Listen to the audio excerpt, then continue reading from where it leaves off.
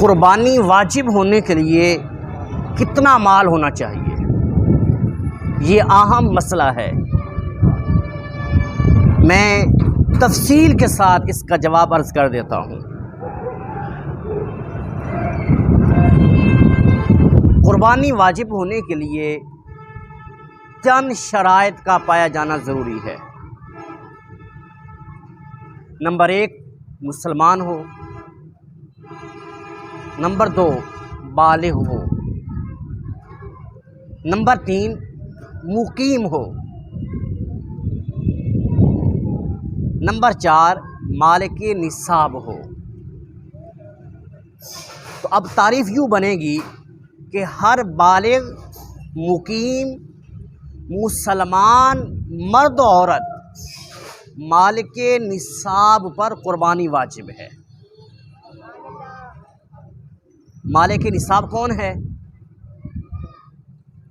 مالک نصاب ہونے سے مراد یہ ہے کہ اس شخص کے پاس 52.5 تولے چاندی یا اتنی مالیت کی رقم یا اتنی مالیت کا تجارت کا مال یا اتنی مالیت کا حاجت عصریہ کے علاوہ سامان ہو، اور اس پر اتنا قرضہ نہ ہو جسے ادا کر کے ذکر کردہ نصاب باقی نہ رہے۔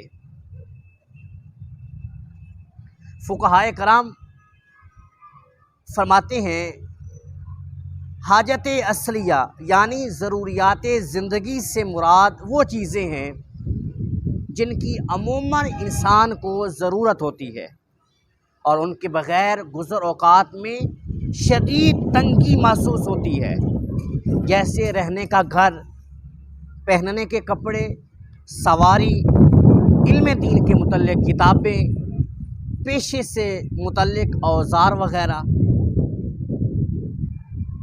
اگر حاجت اصلیہ کی تعریف پیش نظر رکھی جائے تو بخوبی معلوم ہوگا کہ ہمارے گھروں میں بے شمار چیزیں ایسی ہیں جو حاجت اصلیہ میں داخل نہیں، چنانچہ اگر ان کی قیمت 52.5 تولے چاندی کے برابر پہنچ گئی تو قربانی واجب ہو جائے گی۔ میرے آقا اعلیٰ حضرت امام اہل سنت الشاہ امام احمد رضا خان رحمۃ اللہ تعالی علیہ سے ایک سوال کیا گیا۔ یہ سوال فتاوی رضویہ کی جلد 20 صفحہ نمبر 361 پہ موجود ہے۔ آپ سے سوال ہوا کہ حضرت اگر کسی کے پاس رہائشی مکان کے علاوہ اور بھی کوئی مکان ہو تو کیا اس پہ قربانی واجب ہوگی یا نہیں؟ تو آپ نے ارشاد فرمایا واجب ہوگی، جبکہ وہ مکان تنہا یا اس کے ساتھ اور مال حاجت اصلیہ سے زائد ہو، یعنی ضروریات زندگی سے جو مال زائد ہے وہ اس مکان کے ساتھ مل کر اس کی رقم 52.5 تولے چاندی کی قیمت کے برابر ہو جائے، چاہے ان مکانوں کو اس نے کرائے پہ دیا ہو یا خالی پڑے ہوں یا سادی زمین ہو۔ بہرحال اگر ان کی قیمت 52.5 تولے چاندی کی قیمت کو پہنچ جائیں تو اس پر قربانی واجب ہو جائے گی۔